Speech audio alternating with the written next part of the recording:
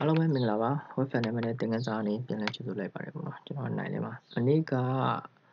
ဒီ flex bar အကြောင်းပြီးသွားပြီပေါ့နော်အသုံးများတဲ့ flex bar အကြောင်းပြီးသွားပြီအဲ့တော့ဒီနေ့ကဘာအကြောင်းပြောမလဲဆို bootstrap အကြောင်းပြောမယ်ပေါ့နော် bootstrap ဆိုတာဘာလဲဆိုတော့သူကအဓိကတော့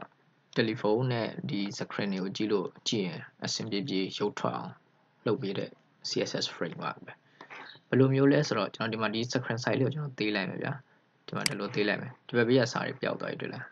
စာတွေပျောက်သွားဒီရောက်ကလည်းဒီစာတွေအကုန်ပျောက်သွားတယ်ဒါတွေပျောက်သွားတယ်အကုန်ပျောက်သွားတယ်ဒီမှာလည်းအကုန်ပျောက်သွားတယ်အဲ့တော့အဲ့လိုမျိုးပျောက်သွားတာမျိုးမလိုချင်ဘူးပေါ့နော်မလိုချင်ဘူး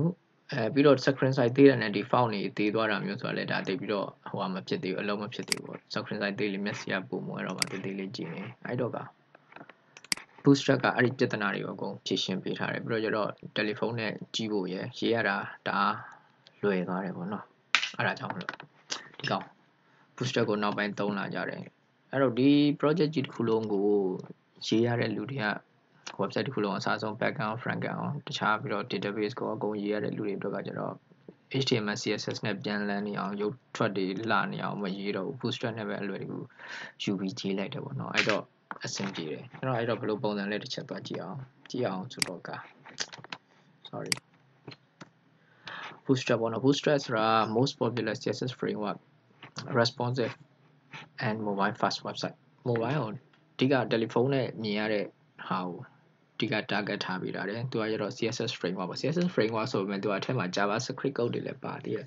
JavaScript လည်းသုံးလို့ရသေးတယ်ပေါ့အဲ့တော့အဆင်ပြေတယ်ခင်ဗျာ JavaScript မတက်ဘူးမလားရတယ် bootstrap ထဲမှာထည့်သုံးလိုက်အဆင်ပြေတယ် CSS အရင်တက်စရာမလို bootstrap ထဲမှာထည့်သုံးလိုက်ရတယ်ပြီးတော့ bootstrap က version ရှိတယ် number 4 version bootstrap 4ကနောက်ဆုံး version ပေါ့အဲ့တော့ဒီနေရာမှာမျိုးလုံးထဲမှာ CSS framework ဆိုဘာကြီးလဲ framework ဆိုဘာကြီးလဲဆိုစကားလုံးအသစ်ကြီးမျိုးလုံးထဲမှာမြင်နေလိမ့်မယ်ဒါပေမဲ့ခင်ဗျားတို့အဲ့လိုမမြင်နဲ့အလွယ်ဆုံးပြောရရင် CSS framework ဆိုတာဟိုတနေ့ကကျွန်တော်ဒီမှာဆိုရင်ရေးထားတဲ့ CSS file လိုမျိုးပဲဒီလို main.css လိုမျိုးပဲသူက CSS ကုတ်တွေအကုန်လုံးဒီထဲမှာထည့်ရေးပေးထားတာအဲ့လို file လေး .css နဲ့စုံတဲ့ file လေးပဲအဲ့ file ကိုအဲ့ file ထဲမှာရှိတဲ့နာမည်တွေကိုကျွန်တော်ဒီဘက်မှာပြန်ပြီးခေါ်သုံးရတာအရင်ကကျွန်တော်တို့ကပြောင်းမြန်ဒီဘက်ထဲမှာအရင်ကကျွန်တော်တို့ကိုယ်တိုင်ရေးတဲ့ CSS value ဆိုဒီမှာ id row ဆိုဒီ id row ဒီဘက်ထဲမှာ id row ကဘာဖြစ်တယ်ညာဖြစ်တယ်ဆိုပြီးတော့ဒီဘက်မှာလိုက်မှာဒါပေမဲ့ bootstrap မှာကျတော့သူကဒီဘက်မှာကြိုပြီးရေးထားပြီးသား CSS ဘက်မှာကြိုပြီးရေးထားပြီးသားအဲ့ဘက်မှာကြိုရေးထားတဲ့နာမည်တွေကိုဒီဘက်မှာခေါ်သုံးမှာအဲ့တော့ဘာလိုရလဲဆိုတော့ဒီ bootstrap ထဲမှာသုံးထားတဲ့ဒီနာမည်တွေသိထားဖို့လိုတာနာမည်တွေကတော့အတူကောက်တွေပဲအရင်မခက်ရှေ့က CSS နဲ့ HTML နဲ့ရထားရင်အဲ့ဒါတွေကရသွားလိမ့်မယ်ဟုတ်ပြီနော်ဒီဘက်မှာရေးထားတဲ့နာမည်တွေကိုကျွန်တော်သိထားဖို့လိုတယ်ပေါ့နော်မသိလည်းကိစ္စတော့မရှိဘူးဒါခဏနဲ့ကြာရင်ကျွန်တော်ပြပေးမယ် okay အဲ့တော့ဒီမှာ version number 4ကနောက်ဆုံး version ပေါ့နော်ဒီ CSS လေးကိုကျွန်တော်သုံးလို့ရတဲ့နေရာနှစ်နည်းရှိတယ် internet ထဲကနေ download ဆွဲပြီးတော့ခုနလို CSS file တွေ download ဆွဲပြီးတော့ဒီလိုမျိုး link နဲ့ LAN ချိတ်ပြီးသုံးတာပဲဖြစ်ဖြစ်နောက်တစ်ခုက found awesome လို့လိုမျိုး content delivery network CDN နဲ့ချိတ်ထားပဲဖြစ်ဖြစ်အဲ့လိုသုံးတယ်များသောအားဖြင့်အကုန်လုံးက CDN နဲ့ပဲချိတ်ပြီးသုံးတယ်ဟုတ်ပြီနော်ရှိသမျှ website တွေအကုန်လုံး CDN နဲ့ပဲချိတ်ပြီးသုံးတယ်အဲ့တော့ဒီ bootstrap နဲ့ code တွေရေးနေတဲ့အချိန်မှာ telephone computer က internet လိုနေလိမ့်မယ် internet မရှိဘူးဆိုရင်ရေးထားတဲ့ code တွေကဒီလိုတွေပေါ်နေလိမ့်မယ်ဟုတ်ပြီနော် okay အဲ့တော့ဒီမှာပုံစံလေးကြည့်အောင်ဒါက computer version မှာဆိုဒီလိုလေးမြင်ရမှာပေါ့နော်ဒါ tablet version ဆိုဒီလိုမြင်ရမယ် telephone ကျတော့ဒီလို column 1 2ဆိုတဲ့ကောင်လေးဒီလိုအထက်အောက်လေးဖြစ်သွားမယ်ဘာလို့လဲဆိုတော့ column ဒီနားမှာ1ထားလိုက်ပြီးဒီဘက်မှာ2ထားဒီဘက်မှာ3ထားလို့မဆန်တော့ဘူးအဲကြောင့်သူကဒီလိုမျိုးကန့်လိုက်ရေးထားတဲ့အကောင်လေးကို screen size ပြောင်းသွားတယ်နဲ့အထက်အောက်ဆင်ပေးလိုက်တာအဲ့ဒါ bootstrap ပေါ့ okay အဲ့တော့ကြည့်အောင်နောက်တစ်ဆင့်ကbootstrap ကိုဘယ်လိုချိန်မလဲပေါ့နော် bootstrap ကလာမယ်ဆိုခုနပြောတဲ့ CSS framework တော့ဖြစ်တယ်ဒါပေမဲ့သူက JavaScript လည်းပါတယ်ဆိုတော့နှစ်နေရာချိန်ပေးရတယ် head ထဲမှာ CSS framework ချိန်ပေးရတယ်ဆိုလိုတာကပြကျွန်တော်အရင်တော့ကဒီမှာ HTML နဲ့ဒီ main.css နဲ့ချိန်ချင်တယ်ဆိုရင်ဒီမှာ head ထဲမှာ link ဒီမှာဆိုပြီး CSS ဒီမှာ main.css လာချိန်ပေးရတယ်အခုဒီမှာလဲ bootstrap ရဲ့ CDN ကိုဒီဘက်ထဲမှာ head ထဲမှာလာချိန်ပေးရမယ်ပြီးတော့နောက်တစ်ခုက body ထဲမှာ body အတွင်းထဲမှာ JavaScript framework တခုထပ်ချိန်ပေးရမယ်နှစ်ခုပေါ့နော်အဲ့ဒါချိန်ပေးရင်ရပြီ okay အဲ့တော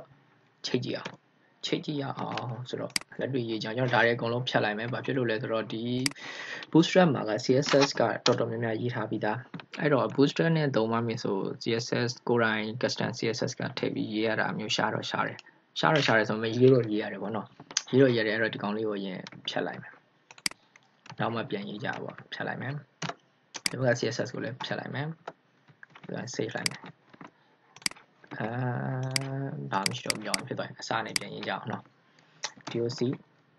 dot type ဒါဆို doc လို့ရေးပြီး html ရေးလိုက်တဲ့ html5 design နဲ့ရေးပြီးသွားပြီပေါ့နော်ဒီမှာ title ပဲမှာ title ကိုမနည်းရလို့ပဲ apply height ဟောဘယ်လိုသွားရေးနေရလဲ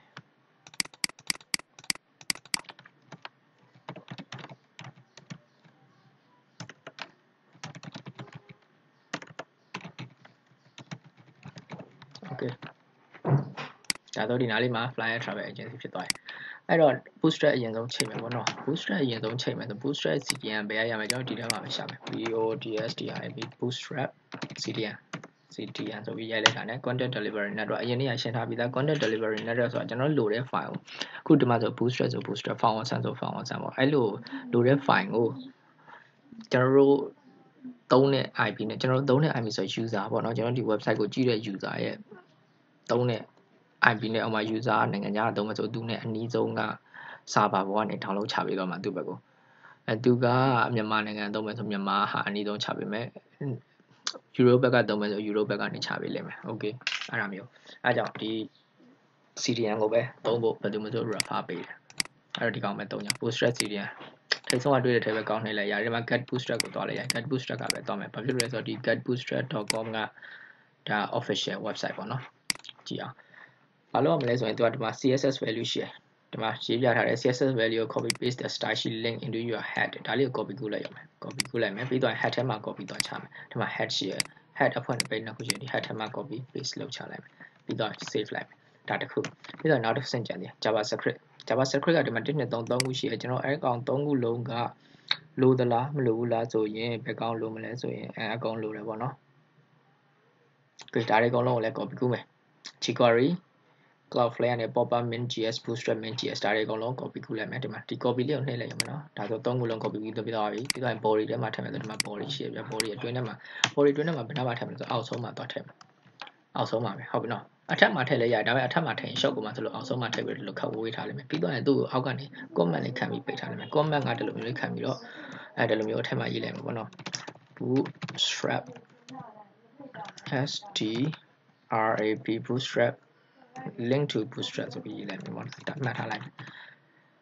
ဒီ comment လေးကိုမြင်လိုက်တာနဲ့နောက်တစ်ချိန်ကိုပြန်ကြည့်တဲ့အချိန်မှာဒီ comment လေးရဲ့ဒီအောက်ကဟာလေးကဒါ bootstrap နဲ့ချိန်ထားတယ်ဆိုတဲ့ခါလေးကျွန်တော်တန်းပြီးသိရမယ်ဟုတ်ပြီနော်ဒီမှာလည်းအတူတူပဲကျွန်တော်ထပ်ပြီးပိတ်လိုက်မယ်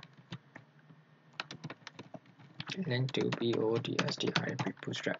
ဒီလိုအချင်းလေးလောက်ထားပါဒီလိုအချင်းလေးလောက်ထားရင်ကောင်းတယ်ဘာလို့လဲဆိုတော့နောက်တစ်ချိန်ကိုပြန်ကြည့်တဲ့ချိန်ကဒီကောင်နဲ့ဒီကောင်နဲ့ကြားရဲ့စာကဒါ bootstrap နဲ့ချိန်ထားတယ်ဆိုပြီးကျွန်တော်တန်းပြီးသိရမယ်ပေါ့နော် okay ဒီကောင်လည်း bootstrap နဲ့ချိန်ထားပဲဒီကောင်လည်းအတူတူပဲကျွန်တော်ရေးမယ် copy ကူးလိုက်တော့မယ်နော် copy paste ရပြီပြီးတော့တခါတည်း foundation မှာကျွန်တော်တခါတည်းသွားချိန်အောင်ဒါဆိုတခုလက်ရှိချိန်နေအထိကတော့ဒါ bootstrap ကိုချိန်ပြီးသွားပြီပေါ့နော် bootstrap ကုတ်တွေရေးအောင်ပဲဘာမှမခက်ဘူးပြီးသွားပြီဒါပဲပြီးတော့မှ HTML နဲ့ CSS နဲ့ထုံးစံတိုင်းကျွန်တော်သွားရေးအောင်ပဲပေါ့အခုတခါတည်း foundation မှာသွားချိန်အောင် foundation နဲ့သုံးပါပဲပေါ့နော် foundation.com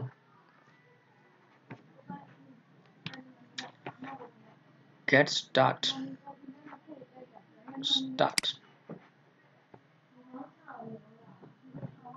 DM မရအောင် sorry foundation CDN ဆိုပြီးလိုက်ရှာ foundation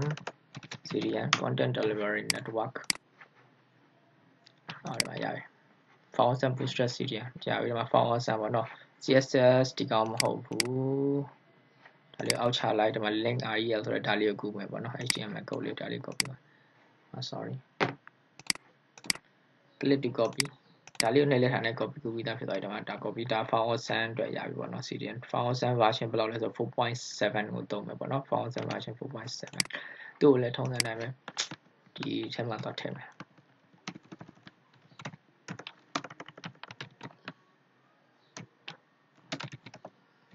link to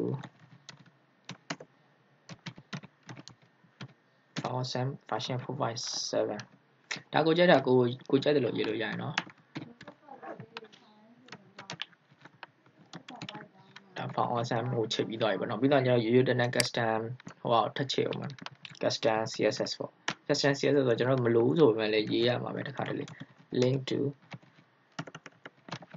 custom CSS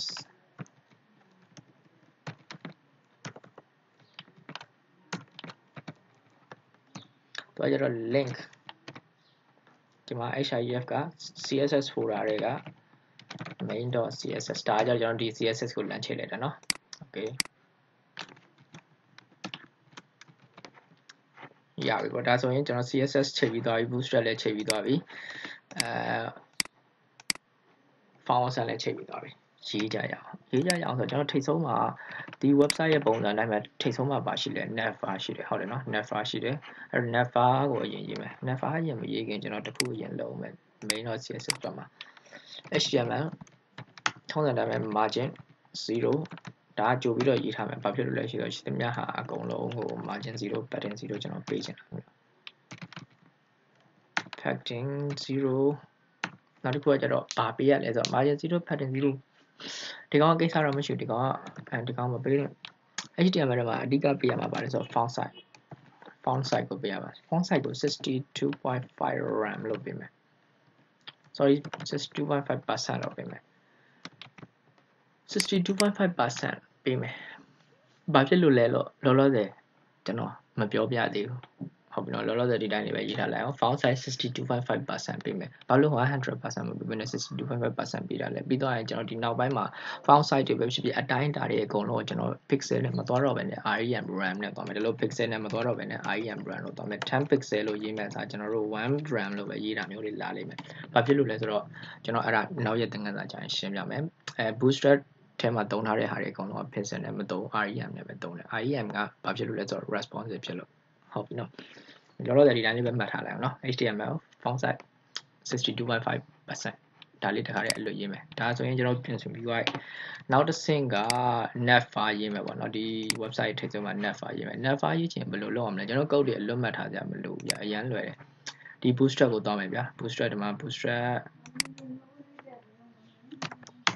getbootstrap.com ဆိုတာ website getbootstrap ရဲ့ website ပဲเนาะ documentation ဘက်ကိုသွားလိုက် documentation မှာကျွန်တော်ဘာလိုချင်လဲခင်ဗျာလိုချင်တဲ့ဟာတွေအကုန်လုံး content အောင်ထပ်သွားမယ် component အောင်ထပ်သွားမယ် documentation နဲ့ရောက်ပြီဆို component အောင်ထပ်သွားမယ် component အောင်သွားပြီးသွားပြီဆိုခင်ဗျာလိုချင်တဲ့ဟာတွေအကုန်လုံးဒီမှာရှိတယ်ကျွန်တော် navbar လိုချင်တာမလားဒီမှာ navbar နှိပ်လိုက် navbar ဘာညာဒါတွေအကုန်လုံးကြော်လိုက်ကိုလိုချင်တဲ့ပုံစံဒီလို navbar လိုချင်တာလားဒါမှမဟုတ်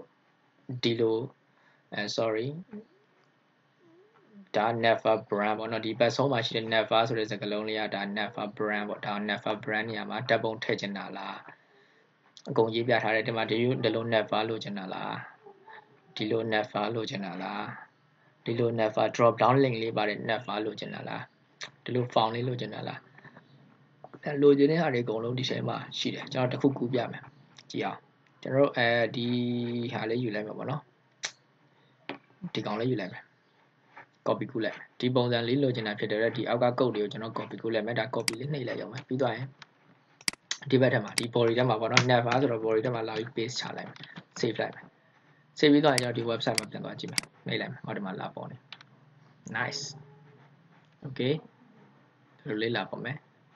ရမလားအရန်လွယ်တယ်လို့ပြောလို့ရတယ်နော်အရန်လွယ်ဘယ်လောက်မှအဲ့လိုမျိုးထူးထူးခြားခြားမခက်ဘူးပြီးတော့တစ်ခုလောက်ရမှာကဒီလိုမျိုးတစ်ခုခုတွေကူးမယ်ဆိုသူက div တွေနဲ့အုပ်မထားအောင် div နဲ့အုပ်မထားအောင်ကျွန်တော်ဒီကောင်လေးကို div နဲ့အုပ်ဒီကောင်ပြန်ပြီးတော့ခဏလေးဖြတ်လိုက်အောင်ပါbody အဖွင့်ပေးလို့ရှိရနော် div နဲ့အုပ်မယ်ဆိုတော့ bootstrap မှာသုံးတဲ့ CSS value တွေအကုန်လုံးက class ကနေလာခဲ့ရ class ကနေလာခဲ့ဆိုလိုတာကပြန်ကျွန်တော်ဒီမှာ div ခုလုပ်လိုက်မယ် div ပြီးတော့ hi လို့ရေးလိုက်မယ်ပြီးတော့ဒီမှာ save လိုက်မယ်ဒီမှာ hi ဆိုဒီမှာလာပေါ်နေတွေ့ရနော်အဲ့တော့ div ကိုကျွန်တော် class ပေးလိုက်မယ် class နာမည်ပေးလိုက်မယ် class များချင်း container ဆိုပြီးနာမည်ပေးလိုက်မယ်အလဲကောင်းရောက်သွားတယ်လားဆိုလိုတာကဗျာဒီ class နဲ့ပတ်သက်ပြီးတော့ CSS တွေအကုန်လုံးကသူ့ရဲ့ bootstrap ဒီ bootstrap ပြောပါbootstrap main.css မှာတွားပြီးတော့ကြိုရေးထားပြီးသားတွေ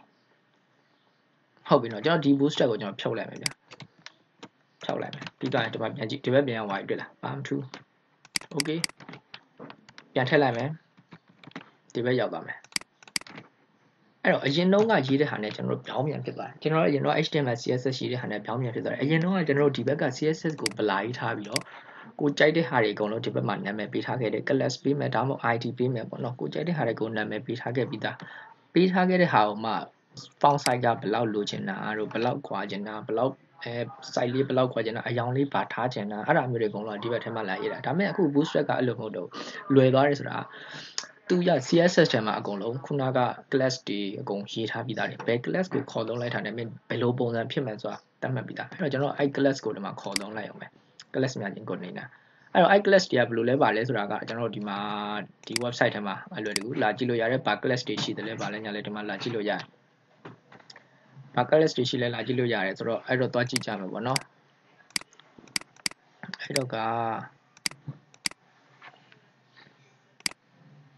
ဲ့တော့ခု class တွေကိုအလွတ်တွေရထားစရာလိုလားဆိုတော့မလိုဒီထဲမှာလာပြီးတော့ကိုကြိုက်တာကိုယူလိုက်ရုံပဲများများဘာကြိုက်လဲကြိုက်တဲ့ဟာယူလိုက်ရုံပဲ found လို့ကျင်လား drop down လို့ကျင်လား input group jumbo trend ပြီးတော့ကျတော့ပါလဲ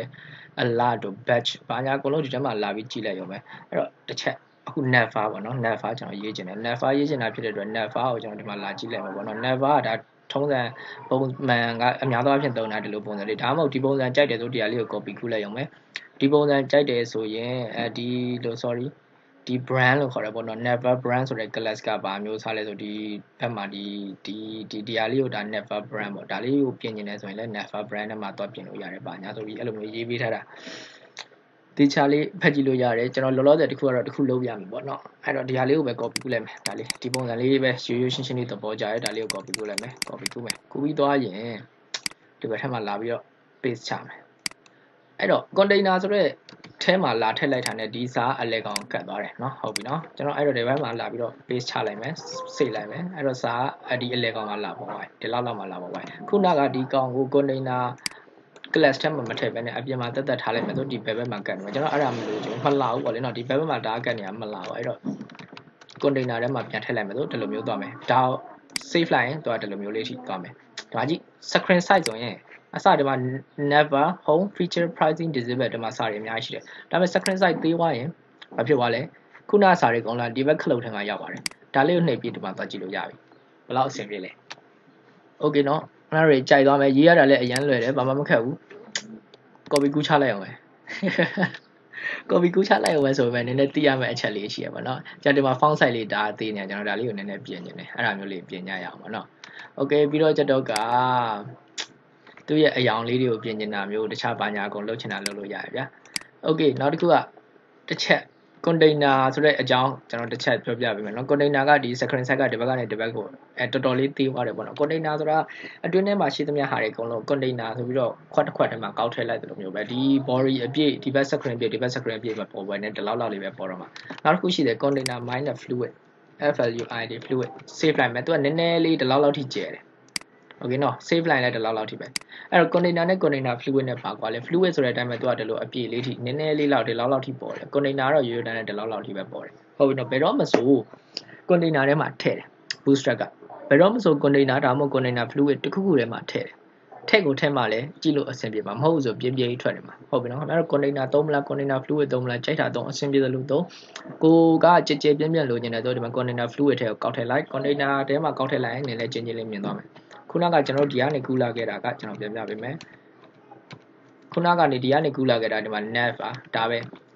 ဒါကြီးပဲဒီလိုကြီးပဲလာပေါ်နေမှာဟုတ်ပြီနော်ဒီဘက်မှာတောင်ဆုံးတားကတ်နေမှာဒီလိုလေးဖြစ်နေမယ်အဲ့လိုမဟုတ်ဘဲနဲ့ဒီကူးလာခဲ့တဲ့ဟာကြီးတစ်ခုလုံးကျွန်တော် nav ထဲကိုကောက်container ထဲကိုကောက်ထည့်လိုက်မယ် container ဆိုတဲ့ကောင်ကဘာလဲဆိုအမျိုးအစား class ဖြစ်တဲ့အတွက်ကျွန်တော်ဒီလိုလေးအတော်လေးရေးမယ် C1DI အနည်းက container လို့ရေးပြီးတော့ tab နှိပ်လိုက်တာနဲ့ container class လို့နာမည် container လို့နာမည်ပေးထားတဲ့ div class ကိုရောက်အဲ့ဒါလေးကိုနောက်ဆုံးက div ကိုဖြတ်ပြီးတော့ဒီအောက်ဆုံးမှာလာထည့်လိုက်ရင်ကျွန်တော် Google လိုက်တဲ့ဒီ nav code ကြီးတစ်ခုလုံးကဒီ container div ထဲမှာရောက်သွားပြီအဲ့တော့ပြန်သွားကြည့်ရင်ဒီလိုမျိုးဖြစ်နေမယ်ဟုတ်ပြီနော်အဲ့တော့ဒီနားမှာစကလုံးလေးရှိတယ်ဒီစကလုံးလေးပြင်ကြအောင်ဒီ never ဆိုတဲ့စကလုံးကိုဘာလို့ခေါ်လဲဆိုတော့ဒီကောင် brand လို့ခေါ်တယ် brand never brand ပေါ့နော် never brand ဆိုတာဒါကျွန်တော်တို့ website ရဲ့နာမည်တို့ logo တို့ရေးထားတဲ့ဟာမျိုးဥပမာဒီမှာဆိုရင်ဒီမှာ foundation.com တက်လို့မျိုးလေးရေးထားတာဒီကောင်ဆိုရင်လည်းဒီလို be home ဒီလိုရေးတာဒီမှာဒါ foundation တခြားပါရှိသေးတယ်တခြားဆိုရင်ဒီမှာ HTA ပြ 1+8 and break တဲ့ဟုတ်ပြီလားကျွန်တော်ဒီထက်တစ်ချက်ဝင်ကြည့်လိုက်မယ်ဘာဖြစ်သွားမလဲအော်ဒီဘက်မှာဒါမျိုးဆိုဒီကောင် brand လို့ခေါ်တယ်ဟုတ်ပြီနော်အဲ့တော့အဲ့ brand ကိုကျွန်တော်နာမည်ပြင်မယ်ပေါ့နော်ကျွန်တော်ရဲ့နာမည်လေးတစ်ချက်ပြင်မယ်ပြင်ဖို့ကဒီမှာ never brand သူ့ကိုဘယ်ထဲမှာထည့်ထားလဲဆိုတော့ A ထဲမှာထည့်ထားတယ် A ဆိုတော့ကျွန်တော်အရင်တစ်ခေါက်ကပြောထည့်ဘူးလေ anchor ဆိုတော့နှိပ်လိုက် link တစ်ခုကိုရောက်ဟုတ်ပြီနော်သူကဒီကောင်နှိပ်လို့ရတယ်ဒီမှာနှိပ်လိုက်တာဒီကောင်တင်လိုက်တာနဲ့လေလက်မပုံလက်ညှိုးပုံစံတွေပြောင်းသွားတယ်ဆိုတော့ဒီကောင် link ပေါ့ဒီကောင်ကျွန်တော်ပြင်မယ်ဆိုတော့ fly high travel agency လို့ပြင်ပြီးတော့ဒီမှာဒါဆိုကျွန်တော်ဒီမှာနာမည်လေးရတယ် fly high travel agency okay ပြီးတော့နောက်က background ဒီလို water တားလေးဖြစ်နေရတယ်ဒီမှာအပေါ်ကိုတားကတ်နေရတွေ့ရမလားကျွန်တော်အောက်ကိုနည်းနည်းလေးချချင်ဒီ nav file တစ်ခုလုံးဒီ nav bar ပေါ့နော်ဒီ nav ကြီးတစ်ခုလုံးကိုအောက်ကိုနည်းနည်းလေးချချင်တာမျိုးသူ့ကို margin တွေ pattern တွေဘယ်လိုရေးမလဲပေါ့နော်ဒီဘက်မှာသွားရေးလို့ရတယ်ဥပမာဘယ်လိုမျိုးလဲဆိုတော့ကြည့်အောင်ဒီ nav class nav လို့ခေါ်တဲ့ class ရဲ့ဒီမှာကြည့်အောင်စာတွေအများကြီးပဲဒါလေးတစ်ချက်ရင်ပြပေးမယ်နော် nav class နေများချင်း never expand lg never light net bg light ဒီအားတွေအကုန်လုံးကဘာလဲဆိုဒီကောင်းလေးအကုန်လုံး class တွေ class ကိုဘယ်နှမျိုးရှိလဲဆို1 2 3 4 class 4မျိုးပေါင်းရေးထားတာဟုတ်ပြီနော်ဒီလိုစာတွေအများကြီးရေးတာကျွန်တော်ပုံမှန်ဆို div class များချင်း container အရင်တော့ကလည်းကျွန်တော် id ဆိုတခုတည်းပေးခဲ့ရဗျ id ဘာဖြစ်တယ်ညာဖြစ်တယ်မောင်းအောင် class ဆိုဘာဖြစ်တယ်ညာဖြစ်တယ်ဆိုပြီးပေးခဲ့ရဒီမှာကျတော့ bootstrap နဲ့တွဲရေးပြီးလိုက်ပြီဆိုသူ့ရဲ့ class တွေအကုန်လုံးကကျွန်တော်ပေးခြင်းတဲ့နာမည်ရှောက်ပေးလို့မရတော့ဘာဖြစ်လဲဆိုတော့သူ automatic သူအရင်တော့က predefine ပေါ့နော်ကြိုပြီးသတ်မှတ်ထားတဲ့ class နာမည်ဖြစ်သွားပြီဆိုအဲ့ဒီရဲ့ css value တွေကဝင်လာမှာဟုတ်ပြီနော်အဲ့ဒါကြောင့်ဒီ cs bootstrap မှာကိုပေးခြင်းတဲ့ class နာမည်ပေးလို့မရဘူးဒီ class နာမည်တွေကအလွတ်ကျက်ထားမှာဟုတ်ပြီနော် class နာမည်ကအလွတ်ကျက်ထားမှာအဲ container ရဲ့ class က value ကပါရှိလေဆိုဒီမှာ screen size ကတည်းလို့လေ screen size ဆိုအတွင်းထဲက size လေးရတယ်လို့အတွင်းထဲကိုနည်းနည်းလေးဝင်သွားမှာပေါ့နော် container fluid ရှိသေးတယ် container fluid က container minus fluid fluid သူကကျတော့ဒီနည်းနည်းလေးဒီဘက်ကိုကားသွားမှာဟုတ်ပြီနော်ဒီနှစ်ခုအဲ့ဒါပဲကွာတယ်ဘာကွာလဲဘာမှမကွာဘူးအဲနောက်တစ်ခုကnever brand ဆိုတဲ့ကောင်ရဲ့ class ကပါမျိုးစားလဲဆို never brand လို့ထည့်လိုက်တာနဲ့ကျွန်တော်ဒီ never ထဲမှာရှိတဲ့ကောင်ရဲ့ဒီနာမည်လေးပေါ့ဒါလေးတစ်ချက်သိရမယ်နောက်တစ်ခုကကျွန်တော်ဒီ never ပေါ့ never class သူကကျတော့ဒီ never ရေးတဲ့အချိန်မှာပဲသုံးတာ never expand light ဆိုတာကျတော့လုံးဝ large size မှာအကြီးဖြစ်မယ်နောက်တစ်ခုက never light bg light ဒါပါလဲဆိုတော့ never ရဲ့အယောင် bg light ကိုကျွန်တော်အရင်ပြောမယ်ဘာလို့လဲဆိုတော့ဒီ bg light က bg ကအမြဲတမ်းခဏခဏတောင်းအောင်မလို့ bg light ကဘာလဲဆိုတော့ background ပြောတာ background အဲ့တော့ဒီ bootstrap မှာကိုcolor ကဘယ်နှမျိုးရှိလဲဆို10မျိုးလောက်ရှိရကျွန်တော်တစ်ချက်ပြောပေးမယ်ဗာလဲဆိုတော့စာရွက်တစ်ရွက်လုပ်လိုက်မယ်နော် bootstrap node ပေါ့ bootstrap မှာ color bootstrap color ဘာလဲဆိုတော့နံပါတ်1ကထားပါတော့ light color ရှိမယ်နံပါတ်2က white ရှိမယ်နံပါတ်3က dark ရှိမယ်နံပါတ်4က black ရှိမယ်နံပါတ်5က info ရှိမယ်နံပါတ်6က success ရှိမယ်နံပါတ်7ကwarning ရှိမယ်တို့ sorry warning ရှိမယ်နံပါတ်8ကကျတော့ danger ရှိမယ်ဒါတွေအကုန်လုံးအယောင်တွေကိုကိုစားပြုတယ် light ရယ် white ရယ် dark ရယ် black ရယ် info ရယ် success ရယ် warning ရယ် danger ရယ်ဒါတွေကအယောင်ကိုစားပြုတယ်ပေါ့အလွယ်တကူယူပြီးခေါ်သုံးလို့ရတဲ့အယောင်8ယောင်ရှိတယ်အဲ့ဒီထဲကနေမှပို့ပြီးတော့သုံးနေတယ်ဆိုရင် css ဘက်မှာ custom သွားရေးအောင်မယ်ကျွန်တော်တစ်ချက်ပြပေးမယ်ဘယ်လိုမျိုးလဲဆိုတော့အခုဒီဘက်မှာဆိုရင်ကျွန်တော် bg light နေရာမှာကျွန်တော် bg ကို info လို့ရေးလိုက်မယ်ဘာလို့လဲဆိုတော့ဒီဘက်မှာ info ဆိုတဲ့အယောင်လေးရှိတယ် info ဆိုတဲ့အယောင်ကဘာဖြစ်ချင်တာလဲ info ဆိုတဲ့အယောင်ကဘာဖြစ်ချင်တာလဲဆိုကျွန်တော်ဒီဘက်မှာလာကြည့်လိုက်ရင်တော့ဒီအယောင်လေးဖြစ်သွားမယ် okay နောက်တစ်ခုအယောင်ထပ်ပြောင်းပြမယ် success အစိမ်းရောင်ဖြစ်သွားမယ်နောက်တစ်ခုကဘာရှိသေးလဲ warning ဆိုတဲ့အတိုင်းပဲအဝါရောင်လေးဖြစ်သွားမယ်နောက်အယောင်တစ်ခုကဘာလဲဘာရောင်ရှိအောင်ပါလဲ danger အနီရောင်ပြီးတော့ dark ကအမဲရောင်ဒါပေမဲ့အမဲဆိုမဲ့ဒီအောက်ကစာအောင်မြင်ရသေးရနော်အဲ့ဒါမှ black ဆိုလို့တော့လုံးဝဘာလို့ black မရှိရလဲရှိပါတယ်ဟာစလုံးပေါင်းမှားနေရလားထားပါတော့မရှိဘူးပေါ့ bg black မရှိဘူးsorry dark တော့ရှိရဟုတ်ပြီနောက်တစ်ခုကဘာလဲဆိုတော့white ကလုံးဝဆွဆွဖြူတဲ့အရာပြီးတော့နောက်တစ်ခုက သူအစားလာတဲ့ light ပေါ့နော် light ကကျတော့ white လိုမျိုးလုံးဝဖြူလာတဲ့မဟုတ်ဒါပေမဲ့ဒီလိုမီကိုရောင်လေးနည်းနည်းလေးတန်းနေရရောင်လေး okay အဲ့တော့ကိုကြက်တဲ့ရောင်ကိုအလွယ်တကူဒီမှာထားလို့ရတယ် info ရောင်ထားလိုက်မယ်ဆိုဒီမှာ info ရောင်ပုံမယ်ပေါ့နော်အဲ့လိုမျိုးမဟုတ်ဘူးကျွန်တော်ဒီအရောင်လေးမကြိုက်ဘူးပေါ့နော်ဒီအရောင်လေးမကြိုက်ဘူးကိုယ့်ကိုစိတ်ကြိုက်အရောင်တစ်ခုထားမယ်ဆိုလည်းရတယ်ဒီအကြီးကိုဖြတ်ပလိုက်ဒီ bg နဲ့စတဲ့ဟာကိုဖြတ်ပလိုက်ဖြတ်ပြီးတော့ဒီ main.css ဘက်မှာပဲသူ့ရဲ့ဒီကောင်ခေါ်သုံးမယ်ပေါ့နော် never class က never ဆိုတဲ့ class ကိုဒါမှမဟုတ် nav ကို nav ရဲ့ basic background color ကိုကျွန်တော်ပါထားမလဲ ball ဗာလဲ bari ဘူးဆိုတဲ့ရောင်လေးထားလို့လည်းရတယ်ကိုကြိုက်တဲ့ရောင်ကိုထားလို့ရတယ်ဒါပေမဲ့အလွယ်တကူခေါ်သုံးလို့ရတဲ့ရောင်ကဒီဘက်ထဲမှာ bg ဆိုတဲ့ဟာနဲ့ရေးတယ်ဒါ bg -info ကြည့်အောင် bg info လို့ရေးပြီးဒီဘက်ထဲမှာရတော့ဒီရောင်လို့သွားရေးတယ်ဒါပေမဲ့ဒီ css ထဲမှာရှိတဲ့အရောင်အလုံးမလုံးဒီကောင်ကသွားပြီးအလုံးလုံးတယ်ဘာဖြစ်လို့လဲဆိုတော့ဒီ html ဆိုတဲ့ css ရဲ့ priority ရှိရ priority ကသူကဒီ inside ပေါ့နော် inline ဒီထဲမှာရေးတဲ့ css တွေကိုပဲ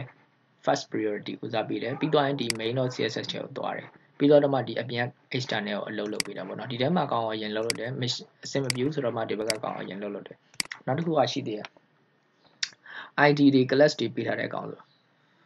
id ပေးထားတဲ့ကောင်ကလုံးဝဟိုပါပေါ့100% priority လုပ်တယ်ဒီ id ပေးထားတဲ့ကောင်ဆိုပြီးအဲ့ဒါကျွန်တော်နောက်ရက်ကျမှတက်တက်ထပ်ပြောပြပေးမယ်နော်ဟုတ်ပြီနော်ဘယ်ကောင် priority ပေးလဲပါလဲမဟုတ်ဘူးဆိုကျွန်တော်ဒီဘက်က css ဒီ bootstrap ဘက်မှာအယောင်တွေ site တွေ screen site တွေပါညာအဲ့လိုမျိုးသူရဲ့ font site တွေပါချိန်ထားပြီးဒီဘက်မှာ css ဘက်မှာတွားပြီးချိန်အလုံးမလုံးထားတွေပါရှိတယ်အဲ့ဒါကြောင့်မလို့ဟုတ်ပြီနော်လောလောဆယ်ဒီထိရတော့ bg info လောက်ထိရပြီပေါ့နော်ဒီဘက်မှာလည်း light ဆိုတဲ့စကားလုံးပါပဲ light ဆိုတဲ့စကားလုံးကထုံးစံတိုင်းပဲဒါပါလဲဆိုအယောင်ပြပေးတာကျွန်တော်ဒါ info လို့ပြောင်းကြည့်လိုက်မယ်ဘာဖြစ်သွားမလဲအောက်ကောင်ကအယောင်တွေပြောင်းကုန်ပြီကျွန်တော်ဒီကောင် info မပြောင်းတော့ဒီကောင်အရင်ဆုံးပြန်ဖြတ်လိုက်အောင်ပဲဘာလို့လဲဆိုတော့ဒီဘက်ထဲကကောင်အလုပ်လုပ်ပါစေပေါ့နော်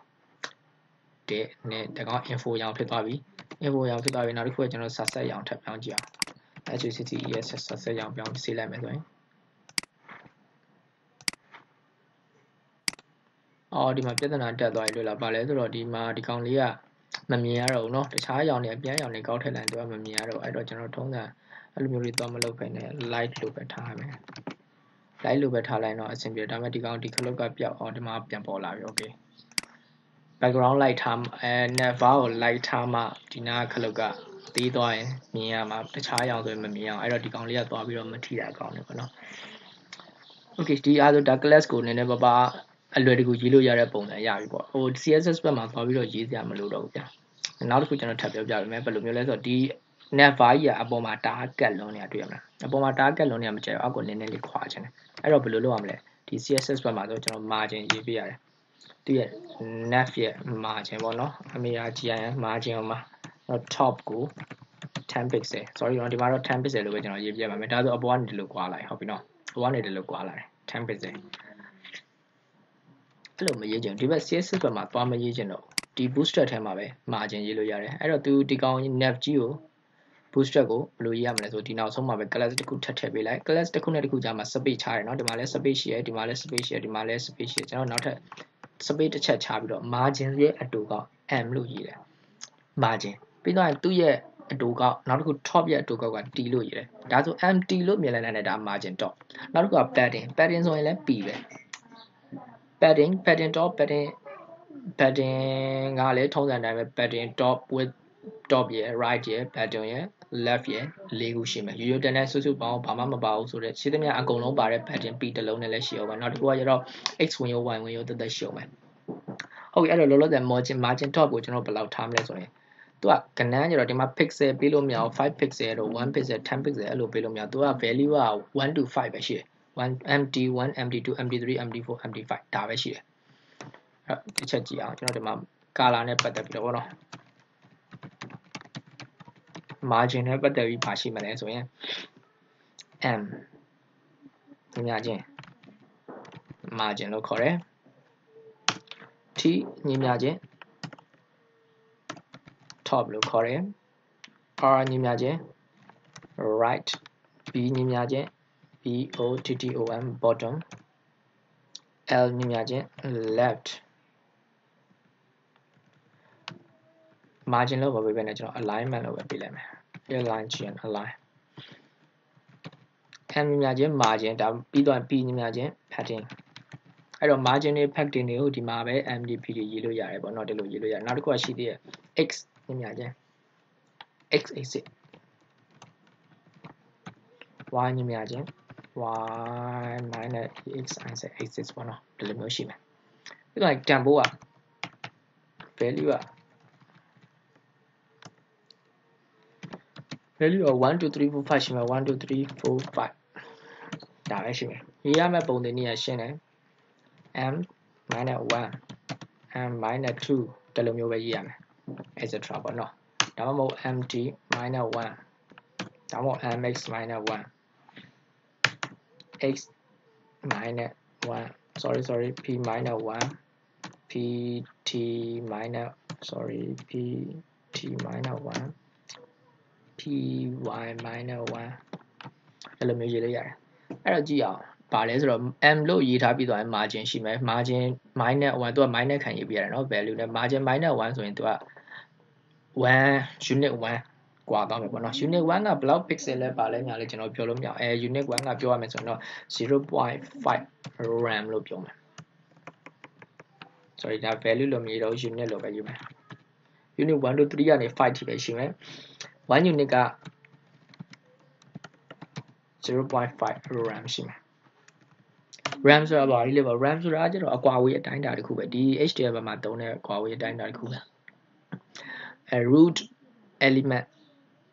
ဟုတ်ပြီနော် root element အဲ့ဒါပါလဲဆိုတော့ကျွန်တော်မနေ့ပြန်ကြောင်းမှာကျွန်တော် session ပြမယ်သူကဒီအပေါ်ဆုံးကဒီ main CSS ထဲမှာယူတဲ့ font size နဲ့လည်းဆက်ဆက်နေတာဖြစ်တဲ့အတွက်ကျွန်တော်အကောင်နောက်မှရှင်းပြပေးမယ်မနေ့ပြန်ရှင်းပြပေးပါပေါ့နော်လောလောဆယ်ဒီ unit ကို 0.5 ram ရှိရပေါ့အဲ့လိုမျိုးမှတ်ထားလိုက်2ဆို 0.2ဆို1 ram ရှိမယ် okay သူ့ကိုရေးရင်ရေးရမယ့်ပုံစံ m1 m-1 m-2 အဲ့လို etc အဲ့လိုရေးနိုင်မယ်များကဏ္ဍများလေးများတန်ဖိုးများလေးပေါ့အပေါ်လေးကပဲတီးတန့်ကွာခြင်းနဲ့ဆို MT ညာဘက်ကတီးတန့်ကွာခြင်းနဲ့ဆို MR အောက်ကနေတီးတန့်ကွာခြင်းနဲ့ဆို MB အဲ့လိုမျိုးရေးလို့ရတယ် MX ဆိုတာကျတော့ X ဝင်ကိုဘယ်နဲ့ညာနဲ့နှစ်ဖက်ကမှာ MY လို့ရေးထားပြီးရင်အထက်နဲ့အောက်နဲ့နှစ်ဖက်ကမှာဟုတ်ပြီနော်အထက်နဲ့အောက်နဲ့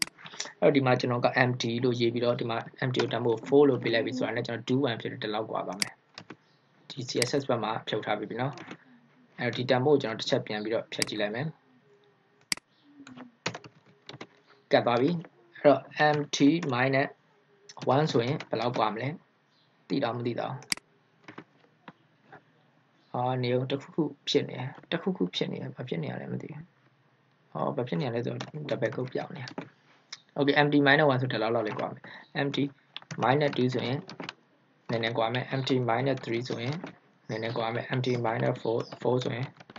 နည်းနည်းกว่าမယ် mt minus 5ဆိုရင်နည်းနည်းဒီလောက်กว่าမယ် okayရမလားအဲ့တော့ MD တခု MD ကကျတော့ margin top ပေါ့နော်အပေါ်ကနေကျွန်တော်အလောက်กว่าကျင်တာဒီမှာရေးလိုက်ရုံပဲပြီးသွားပြီဗျအရန်မခက်ဘူးဘာမှမခက်တော့ဟုတ်ဘူးလားဒီဘက်ထဲမှာလာပြီးတော့ margin CS ထဲမှာ margin ဘာဖြစ်တယ်ညာဖြစ်တယ်အဲ့လိုမျိုးရေးနေကြမလို့တော့ okay အရန်လွယ်တယ်ပေါ့နော်ပြီးတော့သူက hover လေးတွေပါထည့်ပေးထားတယ်ဒီပေါ်တင်လိုက်တာနဲ့အယောင်လေးပြောင်းသွားတာတို့ဘာတို့တို့က disable ဆိုတာနှိမ့်မရတဲ့ခလုတ်ပေါ့နော်ဒီမှာတခုရှိတယ် okay ဒါကဒီထိဆိုရင်ဒါ margin ရပြီဗျာကျတော့ pattern လည်းရတယ်margin top ကိုအပေါ်ကနေနည်းနည်းခွာလိုက်မယ်ပြီးတော့ pattern ထည့်လိုက်မယ် pattern ဆိုတာသူကအတွင်းထဲကိုကံမှာဖြစ်တဲ့အတွက် pattern ကို4ထည့်လိုက်မယ်ဆိုရင်သူကအတွင်းထဲမှာအတွင်းထဲကစာရက်ဒီအတုံးရက်ကြီးသွားရောအပေါ်ကနေ4ဒီဘက်ကနေအပေါ်ကနေ4ကံမှာအောက်ကနေ4ကံမှာဒီဘက်ကနေ4ကံမှာဒီဘက်ကနေ4ကံကံပေးလိုက်ပြီ5ဆိုရင်ပို့ပြီးတော့ကြီးသွားမယ်ဟောရင်ကြီးသွား okay pattern ကကျတော့အတွင်းထဲကနေအတွင်းထဲကိုလမ်းပြီးတော့ကန်တာ margin ကအပြင်ဘက်ကိုကန်တာပေါ့အဲ့လိုအလွယ်တကူမှတ်ထားလို့ရတယ်ရမလားအဲ့လိုဒီထိကအရန်ကြီးခတ်တဲ့ထက်မှမပါသေးဘူးဟုတ်ပြီကျွန်တော်အဲ့တော့ပြင်မယ်ပေါ့နော်ပြင်မယ်ဆိုရင်တခြားဘာတွေပြင်လို့ရသေးလဲဒီဘက်မှာဒီ never brand ကိုကျွန်တော်ဒီမှာနာမည်ပြောင်းလိုက်ပြီကျွန်တော်နာမည်လေးပြောင်းလိုက်ပြီးတော့သူ့ကိုအယောင်ကဒီမှာအဆင်မပြေဘူးကြာတခြားကောင်တွေနဲ့ဟိုလိုအယောင်အဆင်မပြေဘူးဆိုတော့တခြားကောင်တွေနဲ့သူ့ logo လိုဖြစ်နေတာသိရမလားဒီကောင်လေးကိုကျွန်တော်ဘိုးပြောင်းမယ်ပေါ့နော်ဘိုးပြောင်းမယ်ဒါမှမဟုတ်အကုန်လုံးကိုကျွန်တော်ဘိုးပြောင်းမယ်ဆိုရင်ဘာသုံးလဲဆိုရင် font weight ကိုသုံးတယ် font weight ဒီဘက်ထဲမှာပြောင်းလို့ရတယ် map ထဲမှာပဲတွားပြီးတော့ font weight ကိုဘိုးလို့လာရေးလို့ရတယ် bold ဘိုးအကုန်လုံးဒီမှာ font weight ဒီလိုဖြစ်သွားပြီအဲ့လိုမလုပ်ချင်ဘူး font weight ကိုဒီဘက်ထဲမှာပဲလာရေးလို့ရတယ်ဒီ nav ထဲမှာပဲ class တစ်ခုထည့်ရေးမှာပေါ့နော်သူရဲ့ class ကလည်းထုံးစံတိုင်းပဲ font minus သူက weight weight minus ဘိုးပဲ gh ဒီ font weight minus ဘိုးအတူတူပဲဟုတ်ပြီနော်ဒီဘက်ကဟာဖြတ်ထားပြီမလားဖြတ်ထားပြီ okay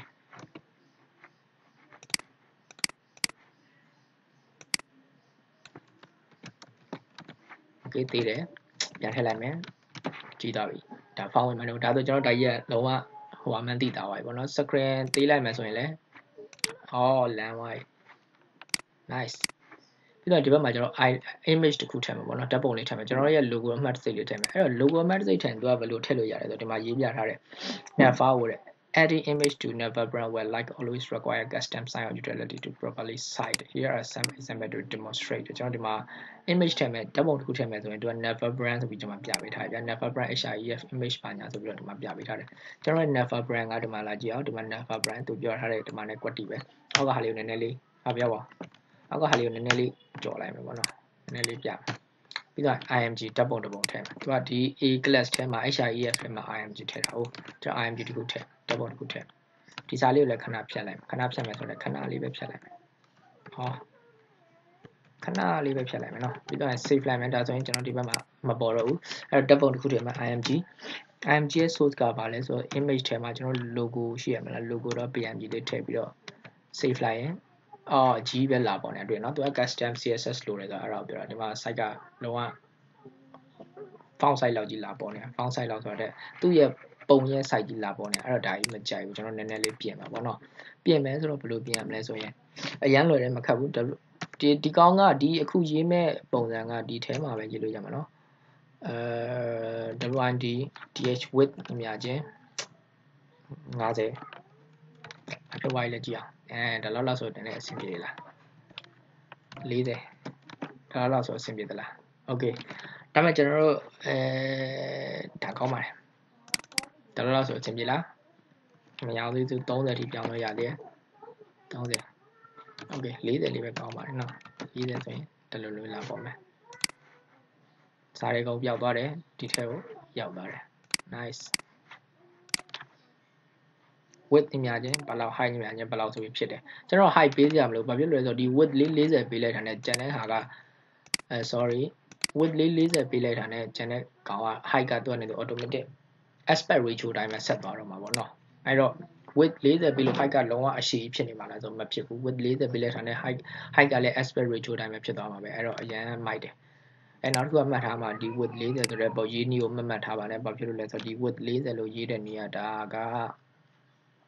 bootstrap စီကနေလည်းမညီဘူး css စီကနေလည်းမညီဘူးသူကဒီ image တစ်ခုထဲမှာပဲဒီ bootstrap သုံးထားပြီးတော့ပဲ image တစ်ခုထဲမှာပဲရေးလို့ရတာအဲ့တော့လောလောဆယ်ခဏလေးပဲဒီလိုလေးပဲအလွယ်တကူမှတ်ထားလိုက်ပါတော့ okay ဒီလိုမျိုးရမယ်ပြီးတော့နောက်တစ်ခုကျွန်တော်စာထည့်မယ်စာကိုဒီ a ရဲ့နောက်ပိတ်မှာထည့်လိုက်မယ်ဆိုရင်လမ်းသွားပြီဒါပေမဲ့ဒီဘက်မှာနည်းနည်းဒါကတ်နေတာရှိသေးတယ်အဲ့တော့ဒီကတ်နေတဲ့ကောင်ကိုနည်းနည်းခွာမယ်ပေါ့နော်အဲ့တော့ခွာမယ်ဆိုတော့ဒီကောင်ပါထည့်ရမယ်ဒီဓာတ်ပုံလေးရဲ့ညာဘက်ကို margin right ကန်ပေးရမယ်အဲ့တော့ဒီဓာတ်ပုံမှာ class တစ်ခုထည့်မယ် class များချင်းဆိုပြီးတော့ margin right ဖြစ်တဲ့အတွက် mr -2 လောက်ဆိုရလောက်ပြီထင်တယ် okay ဒါလောက်ဆိုရ imagine နဲ့သေးလိုက်ရ mr -4 ထည့်ပေးလိုက်ဒါကို-4ကြာများသွားဒါဆိုရင်အဆင်ပြေသွားပြီအဲ့ကျွန်တော်ဟိုတနေ့ကအသေးတန်ကြိုးစားပြီးရေးနေရဟာတွေထက်ဒီဘက်မှာ copy ကူးချပြီးခုနကနည်းနည်းလေးပြင်လိုက်ထားတဲ့အဆင်ပြေသွားပြီပေါ့နော်အဲ့ဒီမှာဆို home feature pricing disable ဒါတွေအကုန်လုံးကဒီမှာရှိရ home feature pricing disable ဒါတွေအကုန်လုံး live ပြင်ရုံပဲ okay ဘာမှထူးထူးခြားခြားမခက်ဘူးပြီးတော့နောက်တစ်ခုလောက်ရမှာတစ်ခုရှိသေးတယ်ဘာလဲဆိုတော့ကျွန်တော် session တွေပေးကြရအောင်ပေါ့နော် session တွေပေးမယ်ဘာဖြစ်လို့ session တွေပေးရလဲဆိုတော့နောက်တစ်ချိန်ပြန်ကြည့်ရင်ဖြစ်ဖြစ်အသုံးဝင်တယ်နောက်တစ်ခုကကျတော့session ကို jam လုပ်လို့ရတယ်ဗျာဒီပေါ်ကနေ feature ဆိုတဲ့ခလုတ်လေးနှိပ်လိုက်တယ်နောက်ထပ် feature စာမျက်နှာအစ်စ်မှာသွားတော့ပဲနဲ့ feature ကိုဒီအောက်နားလေးမှာဒီအပေါ်မှာ home screen မှာဒီ home ဆိုတဲ့နေရာမှာကျွန်တော်ဒီမှာပြချင်တာပြထားမယ်ဗျာ home နဲ့ပတ်သက်တဲ့စာတွေအများကြီးပြထားပေးမယ်ဒါပေမဲ့ဒီအောက်က feature ဆိုတဲ့ခလုတ်နှိပ်လိုက်ရင်သူအောက်ကို scroll နှိပ်စရာမလိုဘူးဒီအောက်ဆုံးမှာရှိတဲ့ feature ဆိုတဲ့စီကို automatic scroll လုပ်သွားပြီး feature လေးအဲ့လိုမျိုးပေါ့အဲ့လိုမျိုးဖြစ်သွားမယ့်ဟာလေးဖြစ်ဖို့အတွက် session ဆိုတဲ့ကောင်ထည့်ပေးရတယ်အဲ့တော့ session တစ်ခုထည့်အောင်နောက်လည်းပြန်ကြည့်ရင်အဆင်ပြေတယ် session ကို id ကိုဘယ်လိုပေးမလဲဆိုရင်အပေါ်တော့ nav လို့ပေးလိုက်မယ်ဘာလို့လဲဆိုဒီကောင်က session က nav မလို့မှတ်ထားမှာ session ကိုဘယ်တော့မှဆို id နဲ့ပဲပေးတယ် okay နော်နောက်တစ်ချိန်ကျရင်ဘယ်လိုမျိုးလဲဆိုတော့ sorry ဒီကောင် nav ဟုတ်ဒီကောင် nav ဟုတ်တယ်ဒီကောင် nav ပေါ့နော်နောက်တစ်ချိန်ကျွန်တော်ခလုတ်လေးဒီပေါ်ကခလုတ်တစ်ချက်နှိပ်လိုက်တာနဲ့အထက်အောက် scroll တွေအလိုဒီနှိပ်เสียဟိုလိုက်ပြီးတော့ mouse click တွေဒီဘက်ကဘားတွေဆွဲပြီး scroll လုပ်เสียမလို့ပဲနဲ့ဒီလားလေးခလုတ်လေးနှိပ်လိုက်တာနဲ့ pricing ဆိုလဲဒီ pricing ဆိုရဲ session ပေးထားတဲ့ area ကိုတန်းပြီးတော့ရောက်သွားမယ်ပေါ့အဲ့ဒါမျိုး feature လေးအောက်ထဲမှာဆိုလဲ footer ဆို about s ဆိုလဲကျွန်တော်အောက်ထဲမှာ about s အတွက်4000ဝင်လေးတခုနဲ့စာလေး page တက် page အပြင်မှာနောက်ထပ် page တက်မလို့တော့ဘဲနဲ့ဒီတမျက်နှာထဲမှာပဲအောက်နားလေးမှာ about s လေးတခုလောက်တာပြီးဒီ about s ကိုနှိပ်လိုက်တဲ့နဲ့အဲ့နောက်တန်းရောက်လှိမ့်သွားမယ် scroll လုပ်သွားမယ် design လေးပေါ့ okay ဒီလောက်ဆိုရင်တော့ရမယ်ထင်ပါတယ်ဒါကတခြားဘာမှမခက်တော့လေเนาะနောက်တစ်ခုကလုံးဆရာရှိတာကျွန်တော်ဒီ home ကိုမကြိုက်ဘူးမလားပြင်လို့ရတယ်ပြီးတော့ဒီ HREF ထဲမှာကိုသွားခြင်းနဲ့ဟာလေးထည့်လို့ရတယ်ဒီမှာ feature pricing ဒါတွေအကုန်လုံးကိုသွားခြင်းနဲ့ဟာလေးထည့်လို့ရတယ်အရင်လွယ်တယ် okay เนาะဟိုတနေ့ကကျွန်တော်လှုပ်ထားတဲ့ဟာတွေလုံးဝကြီးကစိုးတယ်ပေါ့စိုးတယ်ဆိုတာကတေးသေးချာချာမလှုပ်ထားလေเนาะကျွန်တော်ဒါအခြေခံလောက်သိအောင်လောက်ပဲလှုပ်ပေးထားတာဒါပေမဲ့ဒီမှာ booster နဲ့ဆိုရင်ငါတို့ပြီးသွားတယ်ဆရာကြီးလည်းဒီတိုင်းပဲရေးတာပဲအခုကျွန်တော်တို့လေးလာကစားလူတွေလည်းဒီတိုင်းပဲရေးတာပဲအဲ့တော့ဒါလေးရအောင်လုပ်လိုက်ပါ booster နဲ့ပတ်သက်ပြီးတော့တခြား component တွေပါတယ်သိချင်တယ် component တွေသိချင်တယ်ဆိုဒီဘက်မှာ booster ထဲကိုသွား get booster.com သွားပြီးတော့ documentation ကိုနှိပ်ပြီးတော့ component တွေကိုထပ်နှိပ်ပြီးတော့ကိုသိချင်တဲ့ဟာတွေအကုန်လုံးကြည့်လို့ရတယ် list group တဲ့ list လုပ်ချင်တယ်လား list လုပ်ချင်တယ်ဆိုဒီမှာ list လုပ်တဲ့ design တွေမြင်ရမယ်ဘယ်လိုလုပ်ချင်တာလဲပြီးတော့ drop down design ကြိုက်သလားနောက်တစ်ခုက carousel တော့ကြိုက်ကြမှာ carousel ကဘာလဲဆိုတော့ဒီမှာတွေ့သွားလိမ့်မယ် slide carousel ဆိုတာ slide ပါဒါမျိုးလေးဆိုကြိုက်ဒီညမှာခင်ဗျားတို့ဓာတ်ပုံလေးတွေထားလို့ရတယ်ပြီးတော့သူကဘယ်နှစ်စက္ကန့်လဲ5စက္ကန့်တစ်ခါလားမသိဘူးအဲ့လိုမျိုးလဲပြီးဒီမှာ first line တော့ခဏနေလဲသွားလိမ့်မယ်လဲသွားလိမ့်မယ်ပြောလို့ဟောဒီမှာလဲသွားပြီသူကလည်းသူလဲသွားရင်နော်ကျွန်တော်ဘာမှလုပ်စရာမလိုဘူး carousel ဆိုတာ automatic scroll ဒီဘက် slide show ပြပေးနေတဲ့ဟာဒီအဲ့ဒါကိုယ့်ရဲ့ဟိုဟာတွေအကုန်ပြလို့ရပြီကိုယ့် item တွေအကုန်လုံးပြလို့ရပြီ feature item တွေပေါ့နော်နောက်တစ်ခုက button ကခလုတ်ပေါ့နော်ခလုတ်တွေဒီမှာလာထည့်လို့ရတယ်ကိုကြိုက်တဲ့ခလုတ် design UAV ထည့်လို့ရတယ်နောက်တစ်ခုက cut ကလည်းအသုံးများတယ် cut ကဘာလဲဆိုတော့ cut ကလှတယ် cut ကသူက shape လေးတွေ shadow လေးထည့်လိုက်စောက်ရင်လှသွားရင်ကျွန်တော်ဒါ cut ကြောင်းလေးထည့်ပြောပြပေးမယ်တော့ရကြရင်နော် okay အဲ့ဆိုရင်လောလောဆယ်ကတော့ဒီလောက်ပဲကျန်တာကတော့တိတ်ပြီးတော့သုံးတာတော့ရှားတယ် okay နော်ဒီနေ့ဒါဆိုဒီနေ့က booster နဲ့ never လေးတစ်ခုလုပ်တဲ့အကြောင်းကျွန်တော်ပြောပြပေးပြီးသွားပြီအထက်မှာသုံးထားတဲ့ဟာကဘာလဲဆိုတော့အထက်မှာသုံးထားတဲ့ဒီ session အဲ့တော့ဒီ website လုပ်မယ်ဆို session တစ်ခုတည်ဆောက်ရမယ်ဆိုတဲ့အကြောင်းလေးပြီးတော့ container အကြောင်း container fluid အကြောင်းလေးပါတယ်ပြီးတော့လောလောဆယ်အထိကတော့ never အထိပြီးသွားပြီပေါ့နော် never မှာ background color တွေပါမယ် background color တွေပါမယ်ပြီးတော့ color အကြောင်းတွေပါမယ်ပြီးတော့ကျတော့သူရဲ့ alignment ချိန်ဖို့ margin တွေ pattern တွေအကြောင်းကျွန်တော်တစ်ချက်ပြောပြီးသွားပြီမနေ့ပြန်ပြောမှာကပါလဲဆိုတော့ RAM အကြောင်းပေါ့ RAM အကြောင်းအဲ့ဒါကတော့အရေးကြီးတယ်ဘာဖြစ်လို့လဲဆိုတော့သူကအတစ်နောက်ပိုင်းသူကတော့ထွက်ထားတော့ကြာပြီဒါပေမဲ့ဒီနောက်ပိုင်းလူသုံးများလား pixel သုံးတာတဲ့ဆိုင် RAM ကိုပဲသုံးကြတယ် pixel ကပုံသေးဆန်တယ်ပုံသေးဆန်တယ်10 pixel ဆို10 pixel ပဲခင်ဗျာ screen size သေးသေးကြီး10 pixel ပဲဟုတ်ပြီနော် RAM ကအဲ့လိုမဟုတ် screen size သိရင်ဘယ်လောက်ကျော်သွားမယ် screen size ကြည့်ရင်ဘယ်လောက်ရောက်သွားမယ်ဆိုတာရှိတယ်ဟုတ်ပြီနော်အဲ့တော့ RAM ကြောင်းရေးမယ် RAM နဲ့ပဲရေးမယ်နောက်ရကြ margin လဲ RAM ပဲ pattern လဲ RAM ပဲပြီးတော့တခြားပါညာတွေအကုန်လုံး font size တွေပြီးတော့ကျွန်တော်ဓာတ်ပုံ size တွေ left နဲ့ right တွေအကုန်လုံး RAM ပဲအဲ့ဒါနဲ့ပဲရေးမယ် okay အဲ့ဆိုရင်ဒီနေ့ကတော့ဒီလောက်ပါပဲပြီးတော့နောက်တစ်ခုကကျွန်တော်မနေ့ကလေးပြောလို့ရတာပါလဲကျွန်တော် website မှာပါလဲ Facebook ဆိုတဲ့ website မှာသင်ခန်းစာတွေတင်လို့ရတယ် free လို့ပြောခဲ့ရအောင်ဒါပေမဲ့ free ဆိုတာကကျွန်တော်ဒီမှာတင်ဖို့ပဲ free เนาะဟိုလိုမျိုးကိုယ့်ရဲ့ကျောင်းသားတွေစီကနေဘယ်လောက် fees လဲဆိုတာတောင်းလို့ရတယ်เนาะအမှမင်းတို့ဒီ course တက်ချင်ရင်ငါ့ကိုဒီ course ရဲ့တန်ဖိုးကဘယ်လောက်ဖြစ်ပါတယ်1000 2000 3000 4000 5000ဖြစ်တယ်အဲ့တော့တက်ချင်ဘာလို့ပဲညာလို့မယ်ဆိုပြီးတော့ course ရဲ့ fee ကိုတော့ကိုယ့်အကိုတတ်မှတ်လိုက်ဒါဆိုကျွန်တော်စီမှာအခမဲ့လာတင်အကိုတို့ကကျောင်းသားတစ်ယောက်တက်တိုင်းတင်ငါပတ်စံတစ်ခေါက်ရမယ်ပေါ့เนาะတင်တန်းကြီးတစ်ခေါက်ရမယ်အဲ့တော့တစ်ခေါက်ရိုက်ထားရုံပဲလေဒီမှာကျွန်တော်ကဘာလုပ်ပေးမလဲကျွန်တော်ကအခု